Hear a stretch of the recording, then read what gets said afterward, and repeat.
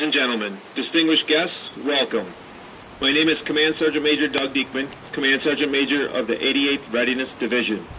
It is my distinct privilege to represent the United States Army Reserve and U.S. Army Garrison-Fort McCoy Senior Commander Major General Joseph Riccardi in paying tribute to the life and legacy of Major General Robert Bruce McCoy. I would like to recognize and acknowledge members from General McCoy's family who have joined us today. Thank you very much for coming. Thank you also to the many respected community leaders in attendance, and of course all the kids that are here today as well. Thank you. Today we honor a man whose experiences while serving in the National Guard and the U.S. Army gave him insight into the future of military training and what would be necessary to prepare soldiers for future conflict.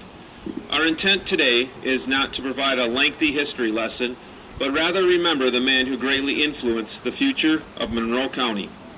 Robert Bruce McCoy was born on September 5th, 1867 in Kenosha, Wisconsin.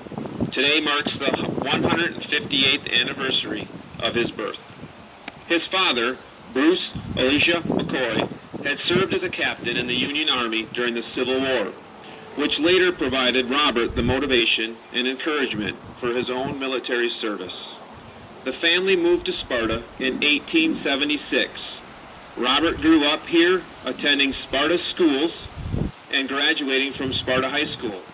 He became an active member of the community and raised his own family here. In 1895, McCoy joined the Wisconsin National Guard. His career reflected world events as he served in the Spanish-American War, the Pancho Villa expedition in 1916, and then commanded the 4th Wisconsin Infantry Regiment during World War I in France. As a citizen soldier, at the end of each tour, he would return home when peace was established, returning to a life of public service while he wasn't in uniform. As a citizen, McCoy served as a lawyer and even elected as the Monroe County Court Judge, serving 16 years on the bench. In 1920, McCoy was elected as mayor of Sparta, where he served for 2 terms. He was also nominated for the governor of Wisconsin in 1920, but lost the election. Upon returning from the Spanish-American War in 1898, McCoy had the foresight to recognize that future conflicts were inevitable.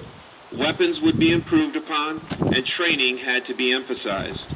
He envisioned an artillery camp suitable for training soldiers, situated in the low pastures and wooded hills surrounding Sparta.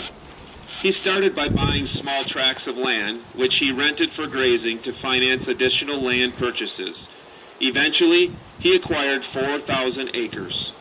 After several years of recommendations and negotiations, the U.S. Army bought the McCoy property to establish the Sparta Maneuver Tract, and thus the vision that McCoy had for a large open military training site became reality.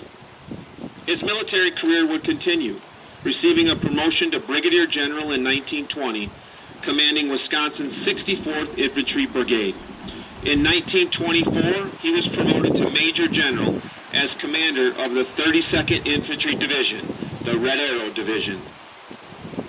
McCoy passed away on January 5th, 1926, after a brief illness. On November 19th, in his honor, the Army officially redesignated the reservation as Camp McCoy. Later in 1974, the name was officially updated to Fort McCoy.